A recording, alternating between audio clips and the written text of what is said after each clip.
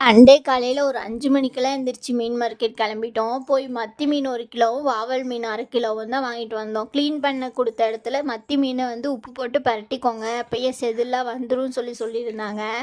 அப்போ அதை தான் பண்ண முதல் தப்பே. உப்பு போட்டு பரட்டினதில் ஃபுல்லாக கையில் குத்திருச்சு முள்ளெல்லாம். அப்புறம் திரும்பவும் எடுத்து க்ளீன் பண்ணுற மாதிரி தான் இருந்துச்சு. மீனை ஃப்ரை பண்ணுற மாதிரிலாம் இருந்துச்சுன்னா நான் பெருசாக ரிஸ்க் எடுக்க மாட்டேன். வீட்லேயே இருக்க மஞ்சத்தூள், மிளகாத்தூள், மல்லித்தூள், அப்புறம் மீன் வறுவல் பொடி, கொஞ்சம் உப்பையும் போட்டு பரட்டி வச்சிருவேன். 1/2 மணி நேரம் ஊறட்டும்னு சொல்லி. அதே கேப்பில் வந்து மீன் குழம்பு வச்சிடலான்னு சொல்லிட்டு அதுவுமே சிம்பிளாக தான் வைப்பேன். கொஞ்சமாக எண்ணெய் ஊற்றிட்டு அதில் குருமிளகு, சீரகம், வெந்தயம், அப்புறம் சின்ன வெங்காயம், வெள்ளைப்பூண்டு, தக்காளி அதெல்லாம் சேர்த்து நல்லா வணக்கிட்டு அதுக்கப்புறமா கொஞ்சம் மஞ்சத்தூளும், மல்லித்தூள் 2 ஸ்பூனும், மிளகாத்தூள் 1 ஸ்பூனும், அப்புறம் கொஞ்சமாக மீன் குழம்பு பொடி போடுவேன்.